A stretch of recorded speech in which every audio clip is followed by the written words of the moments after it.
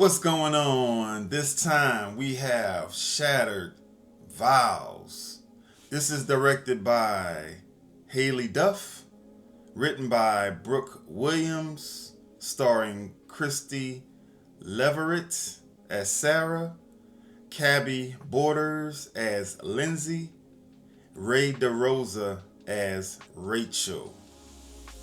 Let's get into it. This movie starts off with Sarah and her husband, Brendan, getting married. It's a beautiful marriage. Everything's going good. Brendan has a daughter named Kennedy, which is Sarah's stepdaughter. Kennedy's mom, she's not in the picture. Sarah's been raising her for the last, 3 years? She lost custody to her ex-husband, which is Brendan. Nowadays, she's been trying to get back into Kennedy's life, calling and texting and writing letters. Sarah even said that she thinks she's seen her snooping around at the reception or something like that. So this lady, she's like really trying to get back in her daughter's life. So that's like the drama right off the back with this movie. So later on at night, Sarah wakes up in the bed. She doesn't see her husband, Brendan, in there with her. And so she kind of gets up, mosey's around, and goes looking around outside of the room. And she gets to the balcony and she looks down in the foyer and she sees Brendan knocked out on the floor. She goes running down there.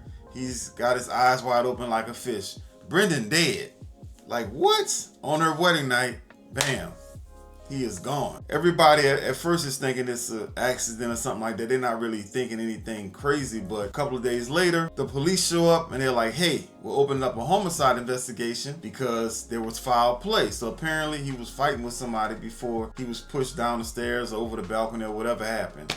And you know, with these investigations, they automatically look at the people closest to the person that died. Of course, they're looking at Sarah, but they're not really accusing her or anything. And she's like, well, it's obvious that his ex is a baby's mama. I don't like using that term. I don't know. In real life, I don't use that term. I'm just being silly on here.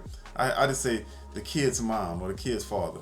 But anyway, she's like, well, it gotta be her. She's been harassing us. I can show you text messages. I can show you letters. She's been calling. She's been acting a fool. I thought I saw her at the reception. She's automatically blaming everything on Lindsay. And so the police say, okay, they're going to look into it and all that stuff. And everybody's just kind of shocked. For a little while, because of everything going on, she let Kennedy go to stay by Brendan's sister house. Her name is Rachel. A couple days later, Sarah goes to pick up Kennedy from Rachel's house. Rachel is like, I don't feel comfortable letting Kennedy go back home because of everything that's been going on. Come to find out, somebody broke into Sarah's house. There's some vandalizing and all that stuff, and so she said, I don't feel comfortable letting Kennedy go back home. Rachel was kind of upset because there's some things that came out that happened on the wedding night. Sarah and Brendan, they got into an argument that night, and she didn't really mention it at first because it wasn't that serious to them. But now everybody's kind of looking at Rachel, or looking at Sarah, like, damn, did you have something to do with this murder? Rachel, she's like kind of feeling a little suspicious of Sarah now. And she don't really have any legal control over the child, but Sarah like, you know what, I'm not gonna fight you on this right now. I got too much going on,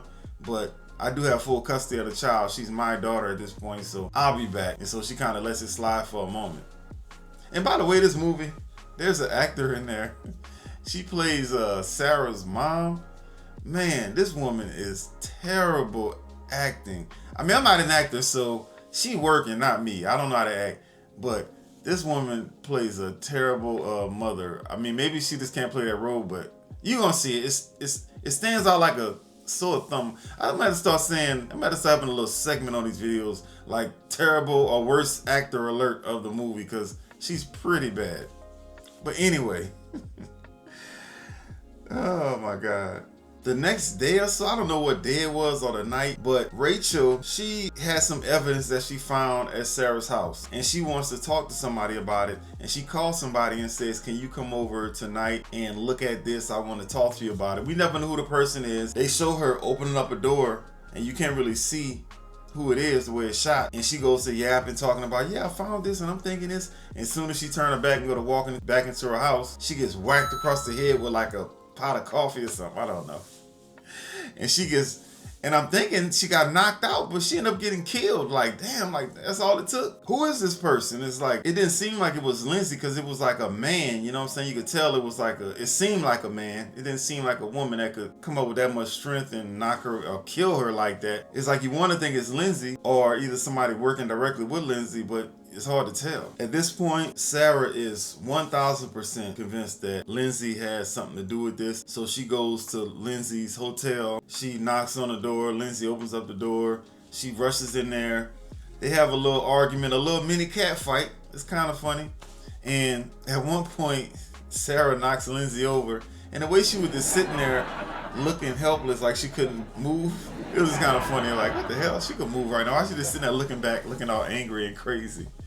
And so Sarah grabbed Lindsay's cell phone and took it, I guess trying to find evidence on it because she's convinced that she got something to do with it. And then later on, that's when Sarah found out what happened to Rachel, and she's all upset and all that stuff. And the detectives, they're like looking for her, and she refuses to go inside and meet up with them, and she runs off. And she kind of I would say, I guess she's on the run, but not really. She doesn't really have a warrant for her arrest, but she's like the main, what they call it, the main person in the investigation. They're trying to get more information from her. So I guess she kind of went into hiding. She took Kennedy and went to go stay at Brendan's best friend house. This guy named is Jason, and his wife name is Nicole. I think Nicole used to work for Brendan because he was an attorney. But anyway, she went to go stay over there with Kennedy to kind of hide out or whatever. Jason, Nicole, and Sarah, they all just talking in the kitchen about what happened and what's going on. And while Sarah is talking about the case, you could tell that Jason is kind of getting a little agitated because he could see that she's not going to let it go. She's going to keep on trying to figure out what happened. He's getting all kind of weird and agitated, and so his wife Nicole kind of walks up to him and say, "Hey man, calm down." And she's like, he's just tired. While all this is going on, Sarah sees a picture of Jason with a car on a refrigerator, and the car looks familiar, and she's remembering that when she was looking through the information that the hit and run that ended up killing somebody. Oh, I didn't tell you that part. I'm getting so ahead of myself. Apparently, the thing that he didn't want to tell his wife about their wedding night, they got into an argument about it, is because that he was upset because him and somebody he was protecting was in a hit and run accident. And he wasn't driving, he was in a passenger seat. And he'd been keeping it secret for a number of years. And he was tired of holding it in. That's what they were arguing about on their wedding night. And she still didn't know who it was. And so during this conversation that Jason, Nicole, and Sarah's having in the kitchen right now, that's when Jason and Nicole find out that Sarah knows about this wreck that he got into, and he didn't want to reveal who the person was that actually did it. He was trying to save somebody that he cares about. And so that's when Sarah sees the picture on the refrigerator with the car that got into the hit and run. All right, is it all making sense? Because I'm not shooting this over. I'm not doing it. And so she sees it, but she doesn't say anything. So everybody goes up to sleep, and after everybody sleeps, so we think, Sarah comes back downstairs to get a closer look at that picture. And she is in the kitchen looking at it. Next thing you know, the lights come on. And he's like, "What are you doing with that?" "This is Jason." We like, "Jason? Jason, he's been around. He was at the wedding. Brendan's best friend. He's an attorney also. Good old Jason." He's like, "You don't need to know anything about that." And he has this little thing he keeps doing. He said, He keeps doing it. It sounds so cool. You'd be like, Sarah, don't do this. Don't do this. Like, he's warning her, like, I don't want to have to kill you to keep this secret, but I'm not going to give up my family over this dead man's secret. And Sarah's like, "No, you need to call the cops." At this point, this is when Jason admits to killing Brendan. He said, "I was so angry. I was so mad. I pushed him down the stairs." She was like, "You killed him?" And then he admits to killing Rachel. Why these bad people do this monologue where they admit to all their crimes, I don't know. He admits to killing Rachel. She's like, "How could you do that?" And so she's like, "I'm calling the police." And she thought she could just grab the phone and call the police with him standing right there. So he grabbed her while she was trying to grab the phone. He starts choking her. And while he's choking her, his wife Nicole comes downstairs and she's like, "Jason, stop it, Jason. What are you doing?" And we're like, "Oh, thank God. Nicole's here. Sarah's safe now." Wrong. She distracts Sarah long enough. I guess in that brief second, Jason found some chloroform in a rag, and I don't know where this chloroform in this rag came from, but while she had a back turn, he grabbed her, put the rag over her face, knocked her out. A few minutes later, or whatever time later, she wakes up in the bathtub with water up to here. So he's got her in the bathtub. He's about to drown her, and the water's up to here, and she wakes up. And he's standing there and he starts monologuing about how he wasn't going to let this ruin his family. And I'm sorry, pretty much I have to kill you. I didn't want it to be like this, but, nothing comes before my family. It's like, dude, if you was going to kill her, why you didn't just do it while she was knocked out? Like, you let her wake up so you could kill her. You should have just killed her. And so while he's monologue, he starts to put her under the water and drown her. And before he even started drowning her, she just laying there like she can't move. Like her body's like stuck. Maybe it's the chloroform. I don't know how that stuff works. But she was clearly awake. She got some big ass eyes, the actor does. And she was clearly awake. And she was just sitting there looking around like she couldn't do anything. She wasn't tied up or nothing. Because he went up forcing her down. She was kicking and screaming and waddling around and stuff.